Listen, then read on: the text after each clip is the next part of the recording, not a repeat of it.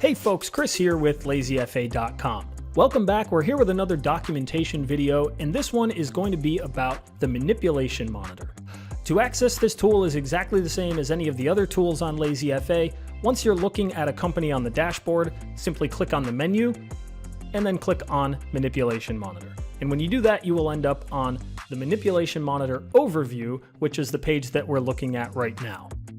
This is one of my favorite tools on LazyFA because it gives you insights that you normally would not be able to get without very, very detailed scrutiny of the SEC filings and lots of analysis of all of the numbers.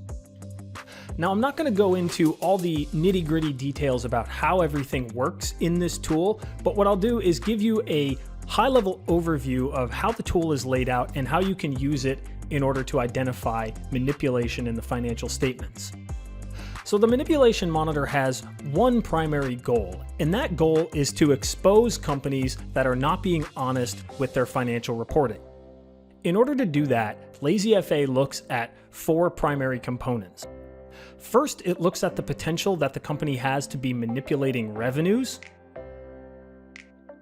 Then it looks at the potential that the company has to be manipulating expenses.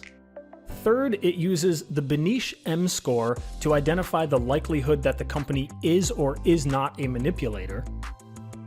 And finally, it automates Bentons Law, which identifies anomalies in financial statements that have statistically been shown to be associated with fraud. So on the overview page here, you've got a breakdown of each one of those four components: revenue manipulation, expense manipulation, the Bentons M-score, and Bentons Law. Each of those components is further broken into several components itself, which are detailed on the tabs across the top of the screen. Now, the first two are laid out in similar fashion, so let's take a look at revenues. Now, the underlying philosophy here is that revenue is supposed to be recognized when it's both earned and realizable. And revenue that is not immediately collected as cash, or revenue that goes into accounts receivable and is recognized later, can be used to manipulate earnings, so we want to carefully scrutinize non-cash revenue in order to identify the likelihood that a company is manipulating their earnings. To do that, the revenue manipulation portion here is broken into 7 different components which can be manipulated. Things like revenue and accounts receivable, revenue capacity, cash conversion, cash collection, and so on. So there's a bunch of different ways that companies can manipulate the collection and the recognition of revenue. So each component here has a brief explanation and is explained with these charts, and then it also has several possible flags, the concerns that those red flags represent, and a recommendation on how to dig deeper and identify whether this is really a concern. So these pages are meant to be read sequentially, and I'll do additional videos in the future on each one of these components and how to dive into the details of whether or not these are really a concern. But in the meantime, the way that you use this tool is to read this page sequentially and identify the possible flags, the concerns, and the recommendations in order to dig deeper into whether or not these are actually potential issues. So as a quick example here, let's talk about revenue capacity.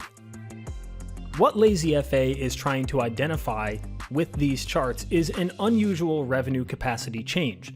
The concern here is that large fluctuations in the ratio of revenue to the company's property, plant, and equipment could indicate fraudulent revenue that's beyond the normal capacity of the company to produce. In other words, if the company is working with the same amount of PP&E but suddenly has a large spike in sales, that is abnormal.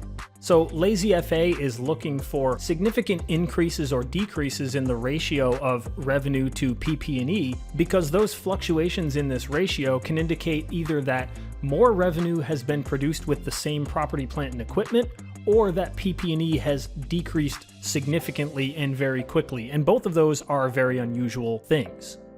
So this is the kind of stuff that the revenue manipulation portion of the manipulation monitor is looking for. There's a number of these components. There are 7 different components which can be manipulated. LazyFA is looking at each of those components, telling you what the potential flags are for those components, the concerns that they represent, and the recommendations for how to handle it if you see one of those flags show up on these charts.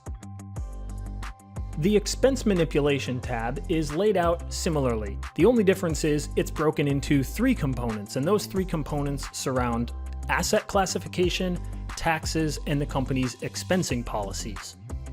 Again, this page is meant to be read sequentially, and each component has several charts as well as several concerns and possible flags that you should look at to make sure that these anomalies are not showing up on the charts.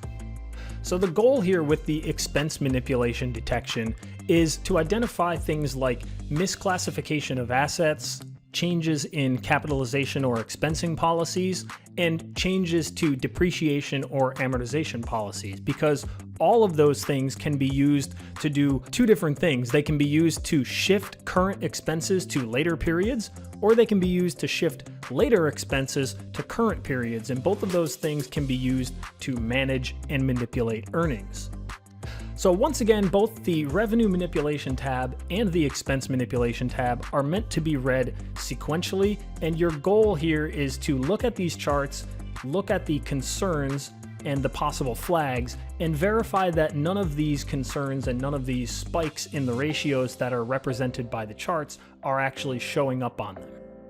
And of course, by the way, like all of the charts on LazyFA, these are scrollable, panable, you can zoom in and zoom out. You have the standard annual, quarterly, and trailing 12-month data buttons. You can change them from bar to line charts and so on and so forth. So the chart functionality here is exactly the same as everywhere else on LazyFA, but in the manipulation monitor, you want to use these charts in conjunction with the possible flags and the concerns and the recommendations. All right, so that covers revenue and expenses, and I'll do a brief overview of the Bentons M-score and Bentons Law as well, and then I'll create more videos later on going over the details of each one of these. So at a high level, the Bentons M-score is a mathematical model that uses financial ratios and 8 different variables to identify whether or not a company either has manipulated its earnings in the past or is likely to manipulate their earnings in the future. So each of these 8 components goes into calculating the Bentons M-score, and there's a whole 27-page paper that you can read about the math that goes into this and all the research that they did. And all I'm doing with LazyFA is automating this process. So what LazyFA is looking for when we look at things like accounts receivable, gross margins, the quality of the company's assets, their sales growth trends, their depreciation rates, and so on, is anomalies that indicate that the company might already be manipulating earnings, as well as potential situations that could incentivize management to manipulate earnings. So it's not just looking for earnings that have already been manipulated, it's looking for red flags that could incentivize management to manipulate earnings in the future, or give them a reason to manage their earnings by shifting expenses around and changing revenue recognition policies and so on and so forth. So like I said, I'll make separate videos going over each one of these. It's a lot of information to cover in one video, so it's probably better to break it up into one video for accounts receivable, one video for gross margins, one for asset quality, and so on and so forth. So I will do that in the future, but if you're impatient, you don't want to wait for those videos, obviously everything is explained in brief here in the manipulation monitor, and the source is also linked so you can go and read the paper for yourself if you prefer. The last component of the manipulation monitor is Bentons Law, and we touched on this briefly in one of the earlier charting videos. I think it was the one where we went over all of the charts on the dashboard and the chart functionality.